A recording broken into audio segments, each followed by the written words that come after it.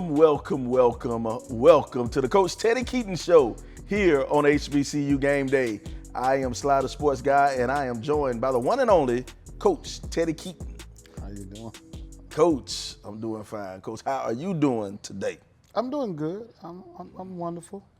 Well, Coach, you took one yesterday, Coach. I did. You took one. I think one kind of got away from us. Went down to the Week 0 Labor Day Classic, went to Birmingham to take on the defending national runner-ups, the perennial contenders, the perennial national title contenders, the one and only Valdosta State Blazers. And it was a good game, but didn't end up the way we wanted it to end up, Coach. No doubt. No doubt. Well, Coach, we're going to get into it. I'm going to pull out my little notes here, pull out my notes, Coach, and we're going to get into this game and break down the game, Coach. We start off, you guys won the coin toss and you deferred. Let me ask you a question. You're an offensive coach, Coach. You're an offensive guy, but you defer. You want to let your defense go out there for what's the thinking in that? Well, your thinking is always that you want your team to be able to get the ball in the second half. Because now if you get that score and it's even right there like it was when we went into halftime, you get a chance to get that momentum and try to punch it in the third quarter. Now that drive is a serious drive because most teams kind of tether off in the third and fourth quarters. So now you start filling out what your team is. I thought that we did a good job, coming out in the third quarter, answering and responding just as well as they answered and responded back. So I thought it was a good game. I thought we managed the game well, and that's why we do that. So a lot of us will go defer. We want to win the toss and defer to the second half. Now, some offensive coaches, they want the ball. But let's say you down 2 touchdowns. Now you're giving them the ball back, and they get an opportunity to go up 21 points. Makes sense. Hey, that's why you get the big bucks, Coach. That's why you get them. Well, Coach, let's break this thing down. Now, we'll start off the game. Valdosta State, they'll start the drive at the 37, but your defense holds to a 3-and-out. We had some questions this season coming in about your defense, but your defense held to a 3-and-out, but Valdosta ran a fake punt for 23 yards, 1st and 10, then the very next play, they broke off a 30-yard run by Corey Reddick, and then Reddick punches it in for a 3-0 run for the first score to make the game 7-0. What was going on? What kind of happened on that first drive, Coach? Nothing. Your special teams is something you don't know that they're going to be able to do. Anytime you give me that much time to be able to prepare for a team, we knew he was the offensive coordinator. We knew he had it similar. I've played a brand of football that they like to do. Valdosta likes to get the score, get ahead of you a little bit, and try to lean on their run game and milk the time off of it. Not trying to do anything fancy, just anything they got to do. They throw when they have to, run when they can. So we came in prepared to be able to stop the run, and we worked all camp. And I told you, when we first started back this season, that we were going to do a better job of stopping the run, and that's what we worked on. And it showed up in the first 3 plays that we had done a good job of lining up right and getting where we got to go and doing the stops. Then they came out on special teams. We knew what they were going to do on special teams. We kind of counted, but we had a lot of younger guys playing on special teams, it's hot. It's brutally hot out there. So we gave those guys a chance, and the guy got him, and he counted the numbers, and he saw an opportunity. We didn't think they would fake it that early, but, they've been shown that on film that they will fake it. And I think it's just one of those momentum givers. They didn't want to start the drive 3 and out, so they saw an opportunity where you could have punted or you could have went for it. And they decided to take that gamble. They went for the 4th down, and they got it. Well, there you go. Well, Coach, now we're going to put a button in that special teams talk. We're going to put a little pin in that special teams because we're going to revisit special teams a couple of times during this game. But you guys get it back. Now we're going to set up one more time. You get a 29-yard return out of Ronnie West. Ronnie West, one of your seniors coming back as a receiver. You start at the 33, and then Coach Teddy Keaton ran a trick play to start the game. You ran the ball. You handed it off. If you call that a trick play, it's just something that nobody's never seen me do a lot of. But again, our focal point, I've been very transparent about it. We were going to be able to establish the run, and we was going to learn to stop the run. Yeah, there you go. And Alan Riggins had a pretty nice game for you guys this year. All right. Started off with a four-yard run. Then Zach McDonald introduced himself to the CAU faithful. His first pass was incomplete, but the very next play, he shows his athletic abilities and picks up a first down with a 9-yard run. Then he completed a 9-yard pass to Darren Shepard. Then Alan Riggins breaks off a 10-yard run in his first down. Zai, he rushed for another 6 yards, then threw an incomplete pass. And then on third down, Alan Riggins comes through again with a 14-yard run. Now, 2 incomplete passes leads to a big 11-yard hookup between McDonald and David Martin to set up first and goal from the 3. And then you give it to your big back. You give it to Jalen Samuels, and he pushes it on in for a 3-yard touchdown run. So, Coach, they scored, and you answered. That's correct. What we tried to do is playing a little bit of a game of chess there. We run the ball. They gave us the box we want. We had the number count. We get a ball off. They take care of business and do what they got to do. As soon as they bought another hat to the defender, that's the kind of brand of football you like to play. So they brought another hat to the box. So now your numbers going to add up for you. You got more in the box than you can run, and they kind of shut us down 2 times in a row, did not let no run. So we was in a long 3rd and 11, I believe we were, and we completed the pass to David Martin to spread it out because we had the number count in the pass game. So then it set up the place for the run, and we gave it off to Jalen, and it was just good chess football. And I think when you play well-coached teams, you have to play chess with them. You can't go out and try to do anything or get outside or have an out-of-body experience is what I call, where you go out and you try to think you arrogant and throw the ball and throw it 3 or 4 times and get them a chance to get the ball back, and they're going to pound on you. And those guys were huge up front. I'm talking about across the board, they were huge. Number 85, the tight end, I stood next to him in warm-ups, and I asked him, I said, what they feed you? Because, he looked like a guard in a tight end uniform. There were some big boys, Coach. Valdosta State had some big boys. All right. Now, Valdosta, they'll get it back. They'll start on the 21-yard line. They did a good job of kind of mixing the run and pass, and they picked up 2 first downs, but the defense holds, and they force a 4th and 2 at midfield. But my man Cleveland, he jumped off sides, gave him a first down, gave him a 1st and 10, but the defense holds again. Harris did manage to complete a 9-yard pass to Curry, and that ended the quarter. But the guys got to relax a little bit at that quarter break. I guess Coach Cole got to bring everybody in, kind of gather them in, and then they ended up forcing a 3-and-out, and then Valdosta State attempted a 46-yard field goal. Valdosta State also had a young freshman in there kicking, but that sailed wide right. Clark Atlanta holds, doesn't give up any points. What do you think about that drive and a little bit of discipline right there with Cleveland? I think that, we talked about playing with passion, not emotions. Cleveland is a sophomore. He's just getting into his game, and he's done a tremendous job. Yesterday he had a ball of a day. I thought he did a really good job of playing. I think, sometimes the passion, he right over the ball. I said, son, all you got to do is wait till it move. You don't got to jump, but I think he was eager at the bit. He thought they was going to run, and they kind of held the count a little longer. So they started trying to draw us off sides in certain areas, like they would call it, and then next thing you know, they'll kind of stop it. It was going to get Cleveland because he had flinched 2 or 3 times. But when it started drawing them off sides with the big guard, they started just kind of going with the snap a little bit. Yeah, I think 400 pounds is a lot of weight to keep in place. It's a lot to keep in place. It's a lot to hold down. A lot to hold them horses down. Now, you'll get it. You guys go 3-and-out. Coach couldn't get that offense moving real quick, but then they give it back to Valdosta State. But your defense steps up big once more. Defense steps up big. They hold it to another 3-and-out, and that drive kind of ended with Curtis Way and Braylen Morris. They got a sack, which forced the punt.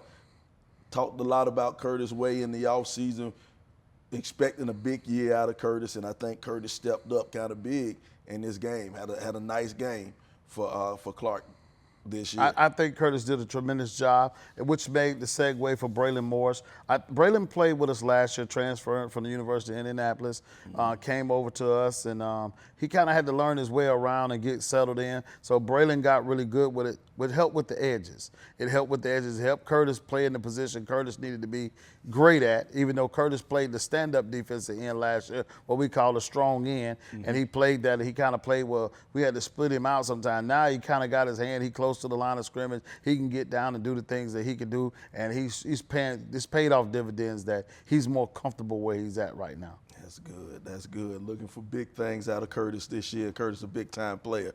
All right.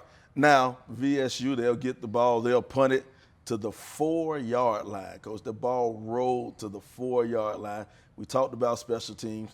Now, I was calling the game on air. The game was on Urban Edge Network. You can still go and check it out if you want to watch the replay of the game. And I think I might have said on air, I said, what is he doing? What is he doing when the ball bounced, it hit, and rolled to the 4-yard line? You know, I might have questioned his decision-making on that one right there. I might have questioned his decision-making. But the offense did manage to pick up 2 first downs to kind of get you out of a little bit of trouble. But after picking up the 2 first down, couldn't quite get going where you wanted to do, and you had to punt it away. Then once you punt it away, Valdosta State gets it one more time, and Valdosta State doesn't waste any time. They'll give it to Reddick 2 times. He has 18 yards. He rushes for 9 yards on 1 carry, and then he rushes for another 9 on the next carry.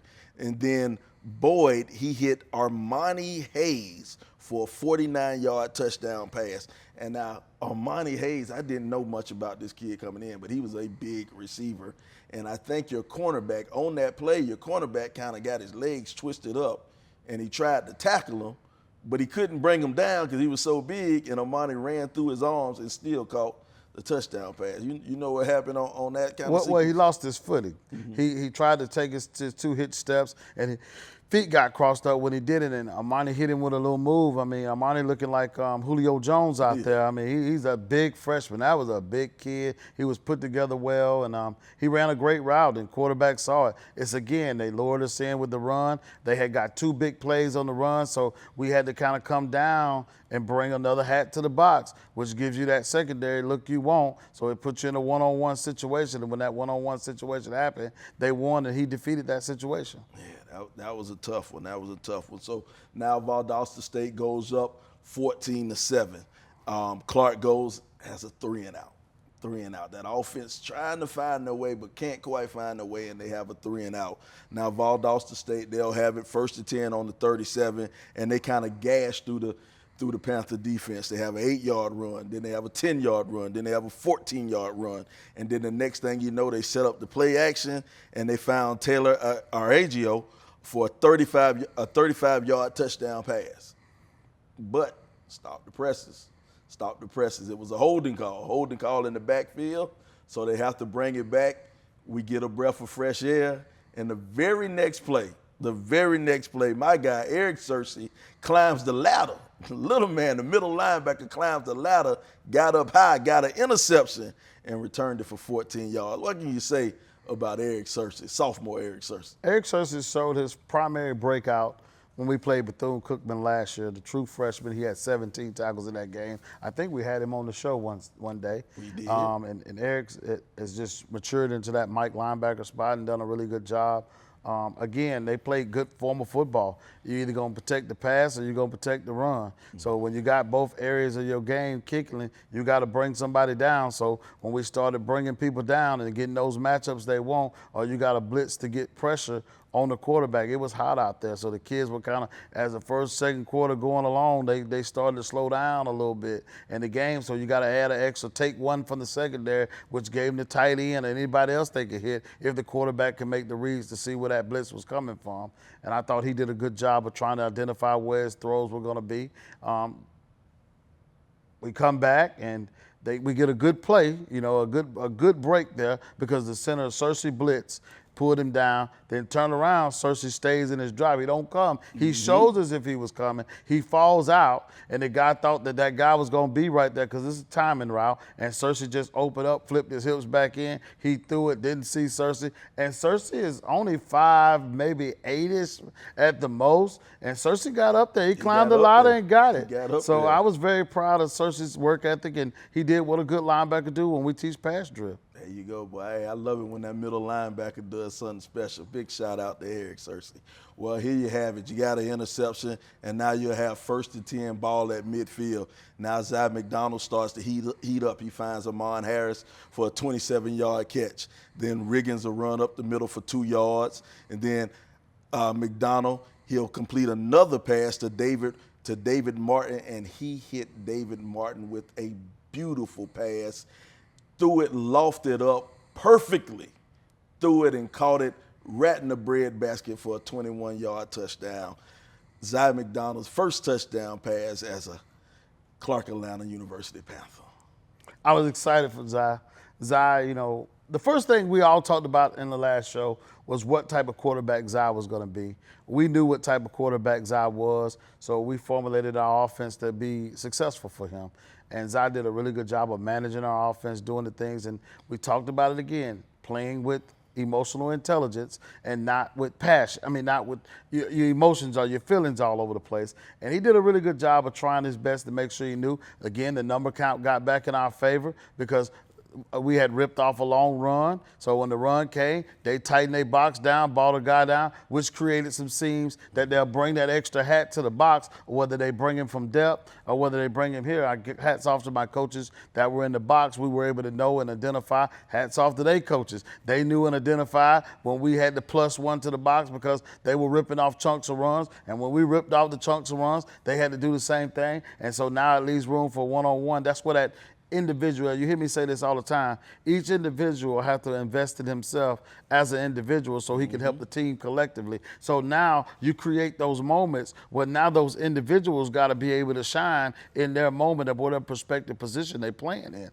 So, you know, that moment happened, and David Martin took a very good advantage of it. 3 took advantage of the opportunity. Clark Atlanta 6. Go. Worked out perfect. Now it's a tie ball game, 14-14. They'll kick it off to Valdosta State. Valdosta State will go ahead and just run out the clock when you go into halftime. Go into halftime. Score 14-14. Valdosta State, you got the defending national runner-ups, perennial powerhouse, Valdosta State, and you're tied going into halftime.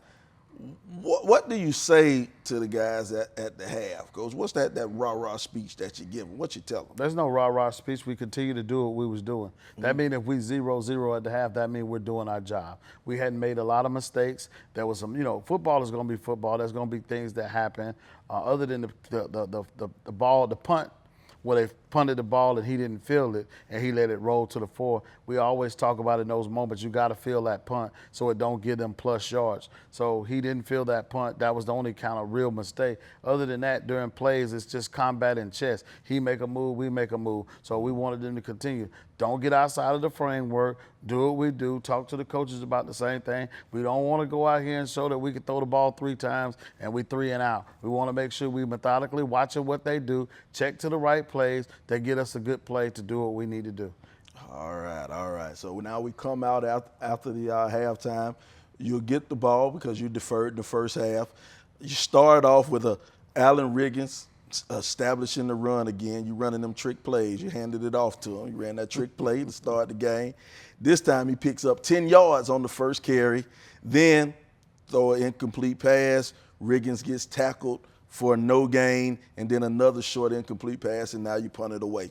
Now you go back, Valdosta State, they'll have it. Let's stop right there. Go ahead. That's the case where you get off schedule. So in that series there, that's what a quarterback thought that he saw something else, and the play should have been given off. So now you force us in a position where the defense can do what they want to do. Now you get in those downs and those periods where the defense can show you something else and do something else because they know you behind in the count. So that's what we do as coaches. We got to stay ahead of the count. We have to teach the quarterback that when they say run, get a ball off. When they say pass, give it off. So that was a teachable moment that we'll put on tape and, talk to the quarterbacks, talk to the receivers, why you should have gave the ball off here because we had the number count. And now that put us in a position where we got to do what? Punt the ball and give it back to them. Now where we had our balance at 0-0, it's 14-14, but we look at it as a whole new half. It's 0-0. We lost the battle of trying to get that one touchdown to get ahead of them. Well, we'll give it back. Valdosta State will have it, and they'll try to continue that running game. Now, Valdosta, they brought in, I think, 3 or 4 running backs toting that ball. They were toting it, and they had that massive offensive line. So what ends up happening, they'll give it off to Reddick one more time. He'll rush for 8 yards. Then you have Jamontez Woods for 7 yards, throw an incomplete pass. Then Jamontez Woods is stopped, big-time tackle by Jaden Cleveland. Jaden Cleveland stops it for no gain. And then they'll pass it one more time. They'll pass it to Boyd, passes it to Tyler, and now it brings up 4th and 3. 4th and 3. You guys have it, and they're going to go for it. They try to run it with Jamontez Woods, and then DeAndre Pridgett and Mason and Carter Mason. These 2 guys we hadn't said anything about, but they made a big stop to cause a turnover on downs. 2 guys kind of new to the program, I guess. Yeah, well, Carter Mason he played a little bit spot play last year, another freshman. And then it's from Sandy, I think he's Creekside or? If he's Sandy Creek, that's got to be Creekside. Don't put this from in Creekside? there. We got to edit this out. We'll figure it out. Okay, but he played last year a lot as a freshman on special teams in different areas there. Pridgett is he's a junior. He came with us from Allen. He's done a really good job, and he's from Columbus, Georgia. He's been trying to work his way into the rotation, and now he's into that rotation. He did a good job. Let's back it up. When they decided what they were trying to do, and we all saw it, they bought in 85, and they bought in they pass-catching tight ends, and they almost condensed the box down to where you had an overload on one side of the field where I put both of my tight ends, an old NFL formation, where you put one back as like you would call it 12 personnel. Yeah, 12 personnel. 12 personnel, and they tried to overload it to one side to get you where if you have those spurs, those dimes, and those guys that play pass concepts, now they got to come down and field. Now your safety got to field. So what they were trying to do was make it where, okay, we got another 85, as I said again. He looked like he was another offensive lineman. And then you got the tight end, which was the true tight end, number 42, who was a nice-sized kid himself. And then you got 89 out there wide on the other side, who was the giant, who was the future of their team, and they kind of put you in that formation and were trying to get the ball off tackle. So now, even with your tackles being in there, you were still outnumbered, and your linebackers had to come, and those guys were double teaming to the 4 eyes, which made their run game be really well. And then so you turn around and you get them in a place where all they can't do is don't get a penalty, don't hold nothing back. They turn around and they get a throw because now you got to plus somebody to the box or you're going to be outnumbered. You're going to get gashed for 16, 17 yards of play. So it was a good chess match. I really enjoyed that game. It brings back old school football where you saw them actually making the moves to make sure that they had their advantage of you in the number counts. Interesting. All right. Well, you guys hold them. Now we'll start back over again. You guys, no huddle offense.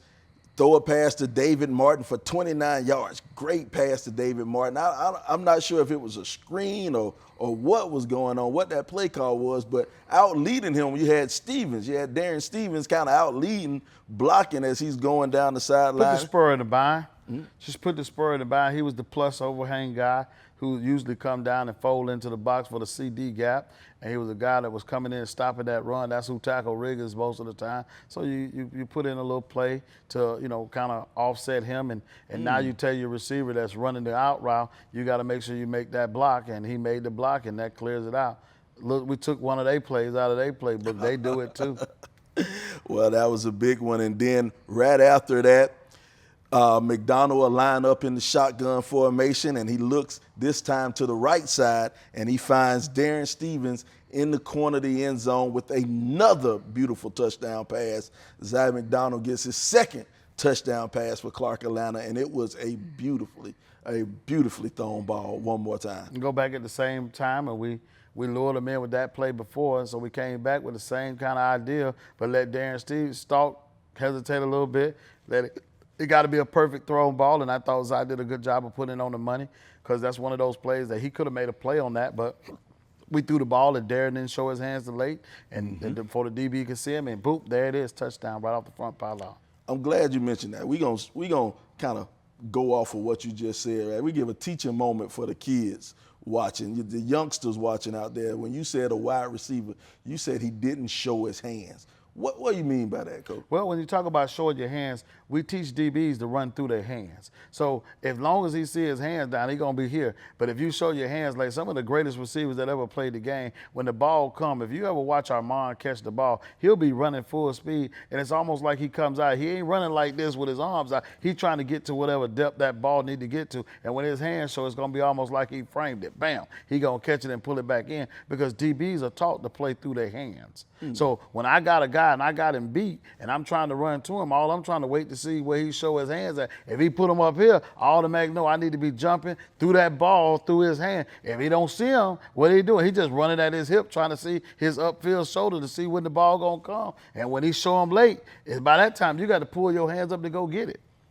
So now he's running, he watching his eyes letting him know where the ball coming, and all he got to do is find it. And once he find it, bam, there it is. It's a great teachable moment right there for you young guys who want to play wide receiver or even want to play DB. That's a great teachable moment about how you use your hands going down the field. All right, we score. Now the score is 21-14. Clark Atlanta has the lead. Valdosta State, they'll get it. They'll start the drive at their 11-yard line. Good kickoff. Everything worked out for them. And now they'll hand it off. They'll start running again. They hand it off to Reddick one more time. Then they throw an incomplete pass, and then they throw a 71-yard pass to Kevin Robinson, and Robinson was running down the sideline like he was holding a loaf of bread. I don't know what was going on with him, but they finally bring him down. They bring him down right around the 15-yard line. They complete another short pass, and then they'll bring it down. It'll be 2nd and 3 at the 8-yard line, another 6-yard gain. You guys call a timeout to try to gather yourself. It's 1st and goal on the 2, but then Eric Watts rushed straight up the middle for a touchdown. Now we have the score 21-21, tie ball game. Again, we're going to talk about each individual. They find ways to put you in formation as you got. Now we have a little bit more technology on the sideline, being that you could tailor in. You have your iPads like the NFL. So now I can see what you're lining up in, bam, bam, bam. Now you swiping through and you see, okay, they're in this formation. Let's give them this formation and let's see how they adjust to it. So now do you make an adjustment with your secondary or do you make the adjustment with your fronts? So now if you put more people in the box, you get the throws you want, or you find who the guy that they're trying to let play both. The adjuster, that's what we call him, the adjuster. We found out who the adjuster is, and that's what they did. They found out who our adjuster was, and you put him in a bind.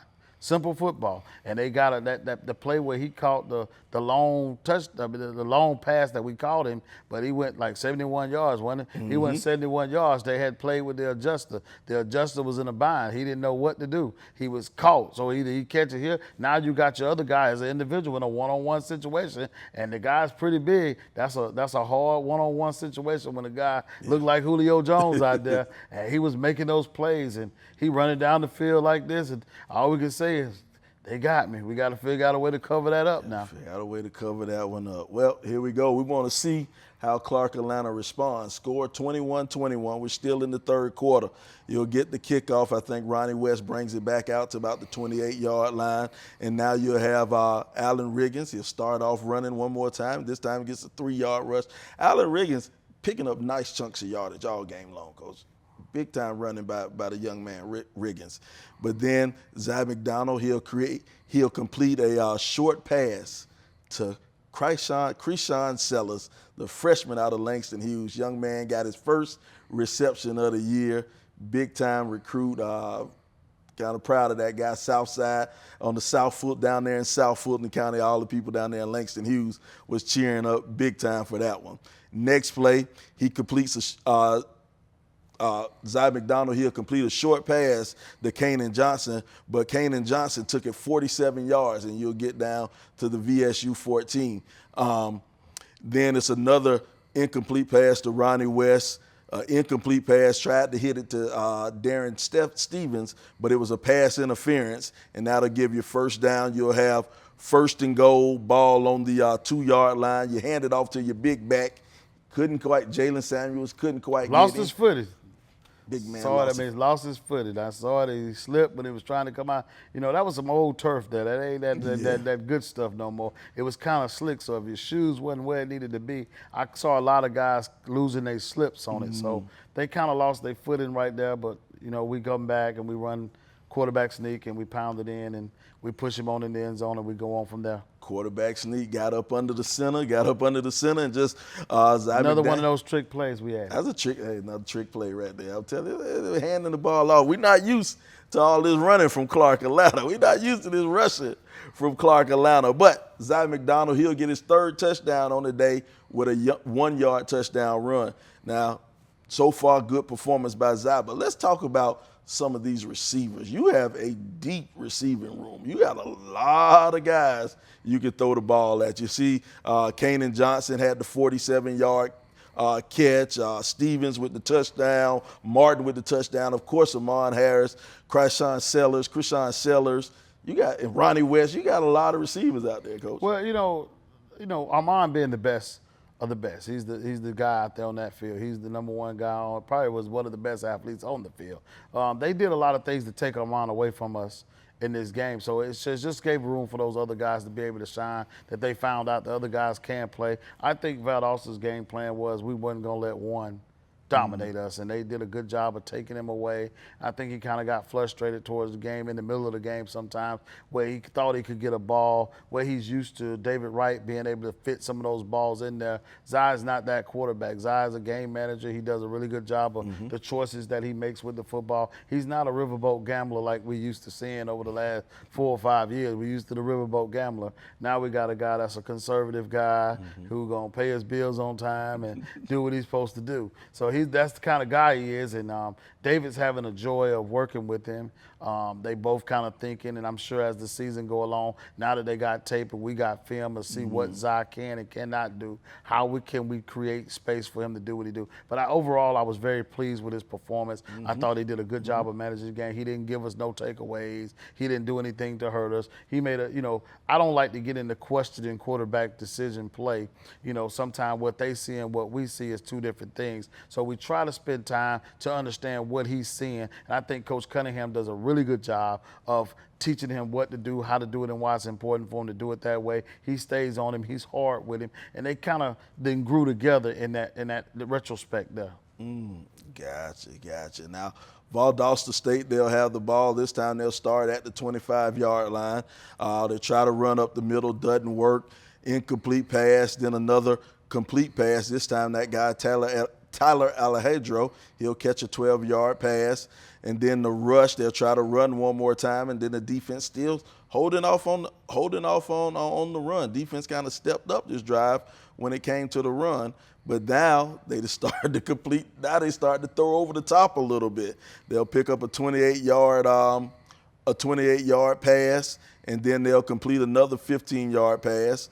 Watts gets a little loose for a 12-yard run, and then they'll try to run it up the middle, force everything up the middle, and they'll get it down to 2nd and 2, ball at the 2, 2nd and goal, ball at the 2, and then Jamontez Woods will rush up the middle, score a touchdown. Touchdown, Valdosta State. Now we got a tie ball game.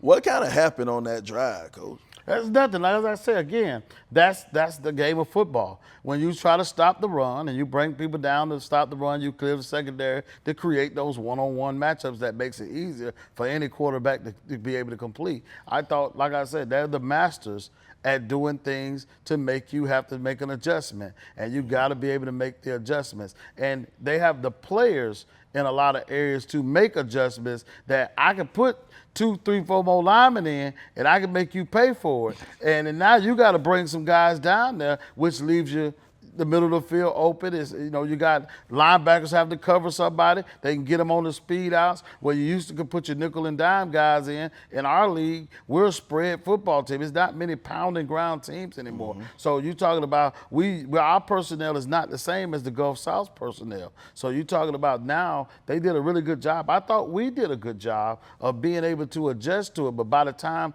we were able to pick up on each other, we both did a good job of counteracting whatever we were doing defensively. And I think that's all the new technology and things that's out there now that you can be able to pick up and make. You sometimes used to go through a whole game and you wouldn't even think.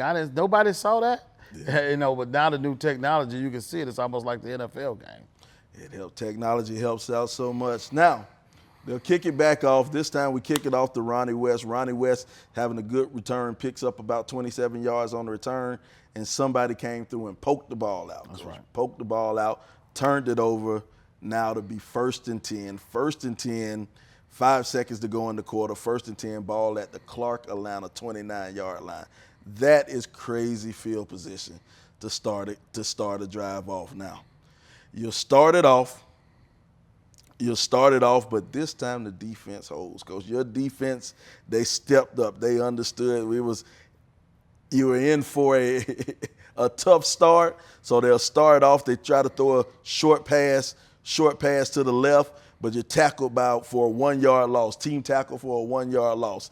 And then Boyd will jump out and try to pass, but he's sacked for a 9-yard loss by Carter Mason. Carter Mason getting in the backfield, making things happen.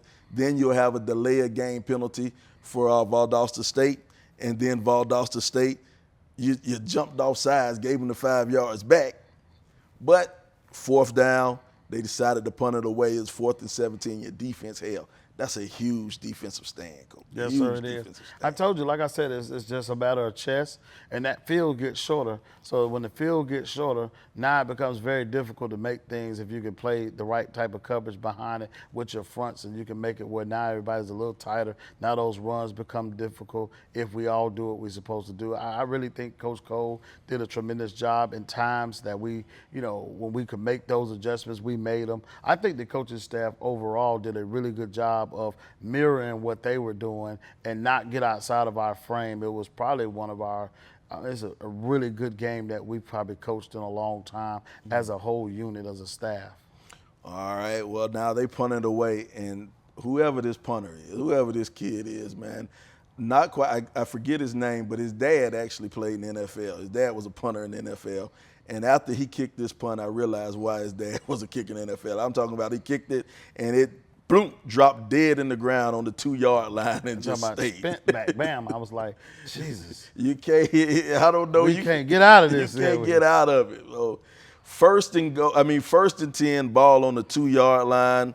You guys go 3 and out, tried to make it, couldn't do it, and you end up having to punt it away. It was a 31-yard punt by Lopez, but you'll give Valdosta State 1st and 10, ball on the 26-yard line. That is a tough row to hold when you're right there on the 26-yard line and you tell your defense, I need you to hold.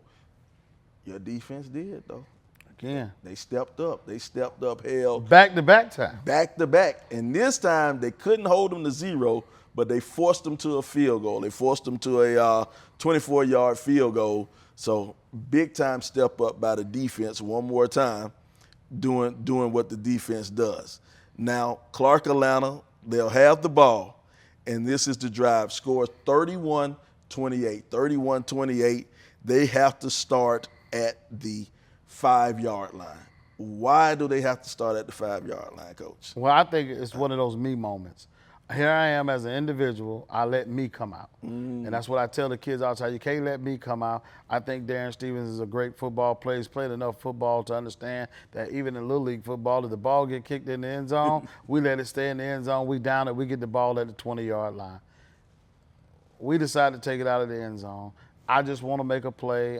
We didn't fuss at him. It's a coachable moment, teachable moment. Then you're running sideways. You're not just running to get as much. You're running sideways and dancing like you're going on a good team, a well-pursuing team. You go down and now you put us in another position where we started the last drive on the 2. Now we're starting this one on the 5. Coach, I've been doing this for 20-plus years, Coach. I've been calling games 20-plus years. Never cussed on air. I came close, Coach. I was about this close. I was about this close to cussing on air when it happened, Coach. But I held myself. Remember who my mama was. Remember who my mama was. All right.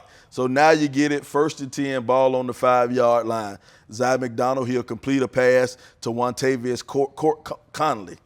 He completes a pass to Connolly for about 7 yards. Now he tried to hit Amon Harris, didn't hit him, but then he comes right back to him and hits Amon for 14 yards. So he's moving now. Now you're out the danger zone. You're out the shadow of your goal line a little bit. So now they'll move again. Now this time, Zach McDonald, he'll rush for about 17 yards, man. Just a new added bonus to this offense, the fact of what McDonald can do with his feet. Then you'll give it to Riggins. Riggins will run one more time for 12 yards. Riggins making big runs up the middle. Now you'll try to complete another pass, an 18-yard pass to Amon Harris. Now, once again, you give it back to Riggins, doesn't get anything. Then you get a delay of game penalty. Now it's 2nd and 15, incomplete pass. Tried to find Amani Harris. We're not going to say anything about that incomplete pass, Coach. We're going to skip over how I felt about that incomplete pass. Call the timeout one more time. It's 1 minute and 54 seconds to go. You get one more pass, another pass. You try to reach Kanan Johnson, and that was an incomplete pass. You can't say it, Coach. You can't say it, Coach. But those last 2 incomplete passes, I think the ref might have had a date that night or something. He might have had to get out the stadium. It was a lot of contact on those 2 incomplete passes. I don't want you to talk about it because I don't want you to pay the fine. The HBCU Gameday ain't going to pay the fine. But I think it was a lot of contact on that. It was a lot of contact, but it was still no call. And if the ref doesn't call it, that means it didn't happen. So got to move on. All right, now here it is. It's 4th and 15, ball on the 38-yard line. You want to bring out your freshman kicker. We've been here before, Coach.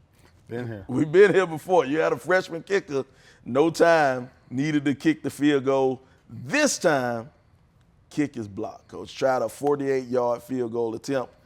Kick is blocked, didn't go through, and that's your ball game, Coach. What happened on that field goal? Well, 3 field goals.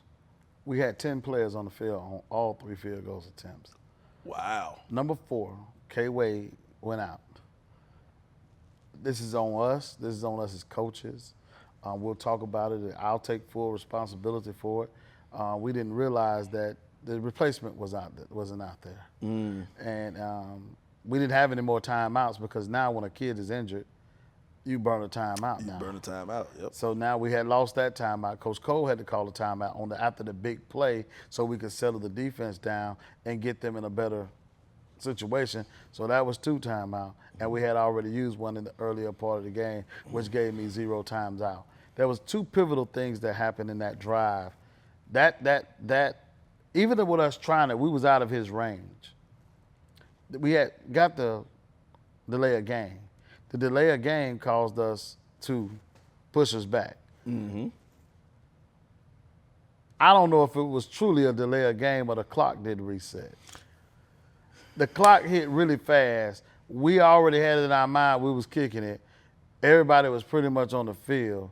I mean, right before that, before Armand got the thing, I think we had set the ball. We was trying to ask the referee. They had called the play the whole 9. So I don't know how the clock got down that fast. Maybe we was arguing too long with the referee about the possible of a pass interference. And then we get the delay of game, which pushes us out of field goal range. Now we sitting there and we ain't had no timeout to call to get another person on the field. All we could do was just kick it. and we thought that maybe he would have. I don't think he would have cleared it because he was already like 7 yards out of his range. That 5, not a 2, he might have could have cleared that, but the 7, I don't think he could. We was looking at a 40. Yeah, it's 48 field goal. That was a little tough for him.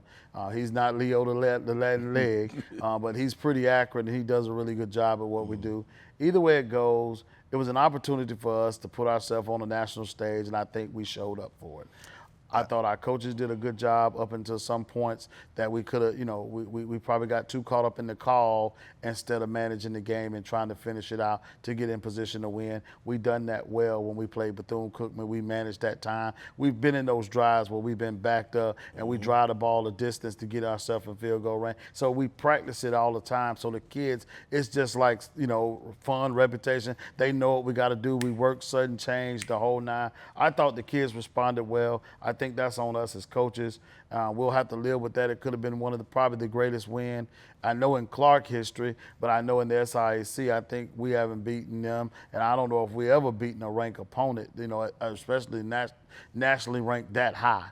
I thought that would have been a big opportunity for us, and we missed that opportunity, but there's a lot of positive that we can build on from this game and taking it on into our season, which we'll get ready for our next game. All right. Well, let's break down some of the stats, Coach. Zach McDonald with his debut for Clark Atlanta had a pretty decent game. 14 out of 30, 234 yards, 2 touchdowns, 0 interceptions, and on the rushing side, he had 7 rushes for 56 yards and 1 touchdown. But here's the big thing that I noticed for Zach McDonald, and not only Zach McDonald, your offensive line. 0 sacks, Coach. 0 sacks. Your offensive line, coming into the season, all the procrastinators and, all my media group that I talked with, everybody had concern about your offensive line. Could those guys block? Could they block for McDonald this year? 0 sacks.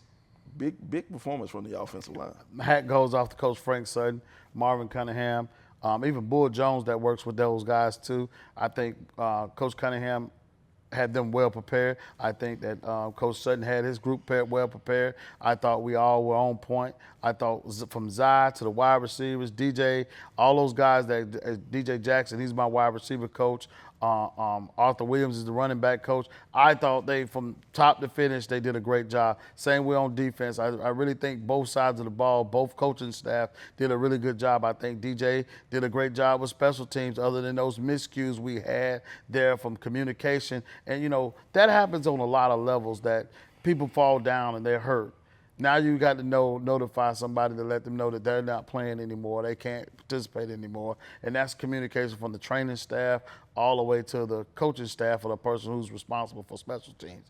Those things happen in a game, and that's something that we'll grow as a staff, that we'll know this moment and this opportunity may present itself again, that we need to be ready for those moments. And I think that I'm really impressed with the overall performance of my staff. I'm over with the kids, how they played with the right amount of emotion, intelligence. They played with a lot of passion, and they did everything we asked them to do. And they fit well, they tackled well, they blocked well. I thought they did a lot of great things. There's some times in the game that they could have easily quit, and they didn't do that.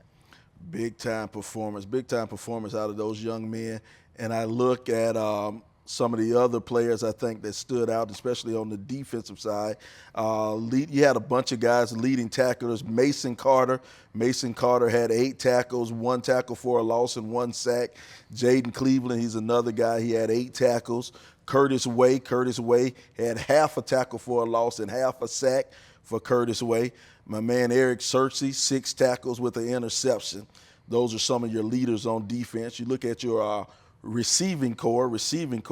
Spread the ball around, Coach. Spread the ball around. Amani Harris led with 4 receptions, 65 yards. David Martin, 3 receptions, 61 yards. Kanan Johnson, 1 for 47. Darren Stevens, 2 for 31. Ronnie West, 2 for 15. Cryshawn Sellers, 1 for 8. And Wantavius Connolly, 1 for 7.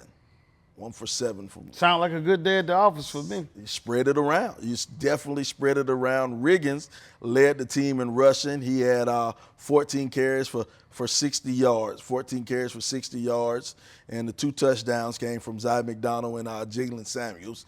Jalen Samuels got the 2 touchdowns. So, offensively, you guys had a pretty decent game. Just a few missed keys here and there, which kind of threw you off. But one thing I like about early season ball, you realize you get a lot of simple mistakes, a lot of mental stuff. You get it's kind of sloppy ball.